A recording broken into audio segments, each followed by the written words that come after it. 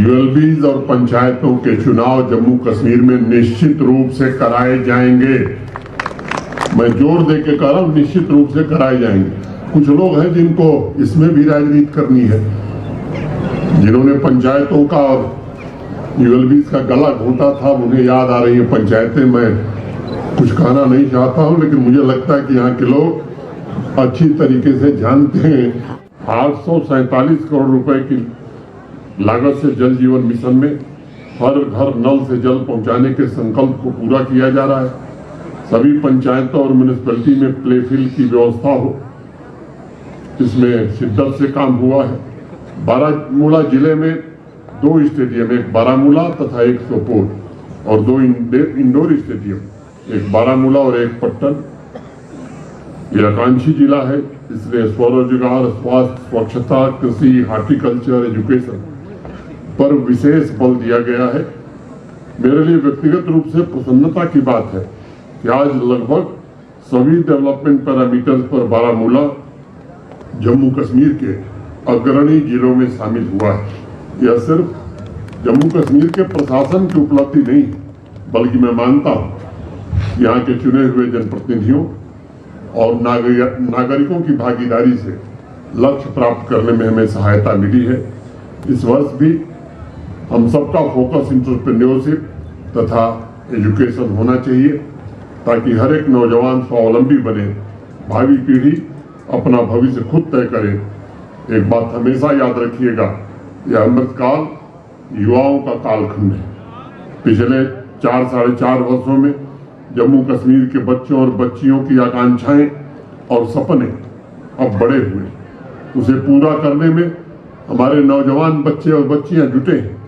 आवाम को मिलकर इस अमृत पीढ़ी की तरक्की में साथ देना और सहयोग करना, ये हमारा नैतिक कर्तव्य है। एक बात और कहूँगा, आज HADP में होलिस्टिक एग्रीकल्चर डेवलपमेंट प्लान के अंतर्गत कई किसानों को लाभ मिला है, और मैं समझता हूँ कि जिस लक्ष्य को लेकर के होलिस्टिक एग्रीकल्चर डेवलपमेंट प्लान बना था कि आने वाले 4 वर्षों में GDP में जो कंट्रीब्यूशन है एग्रीकल्चर और एलाइड सेक्टर का जम्मू कश्मीर में, वो कम से कम 2.5 गुना बढ़े।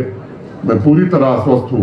आज भी कई किसानों को लाभ देने का मैं प्रत्यक्ष गवाह हूँ। मैंने खुद देखा है कि ये ठीक दिशा में HADP का प्रोग्राम चल रहा है।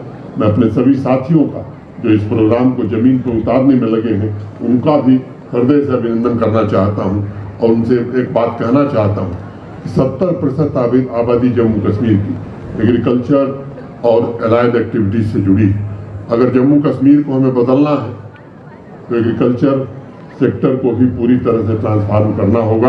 आप जिस तन्मयता से काम कर रहे हैं, मैं आपसे आग्रह करूंगा कि आने वाले दिनों में भी इसी तन्मयता से काम करिए।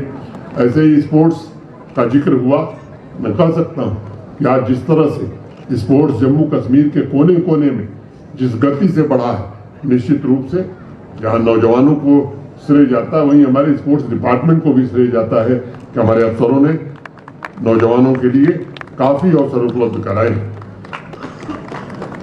26 जनवरी को गणतंत्र दिवस का समारोह होगा।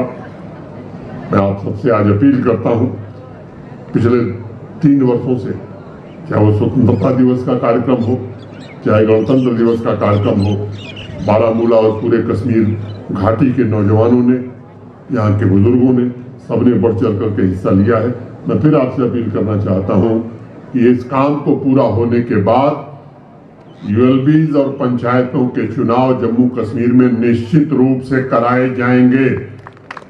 मैं जोर दे के कह रहा हूँ, निश्चित रूप से कराए जाएंगे।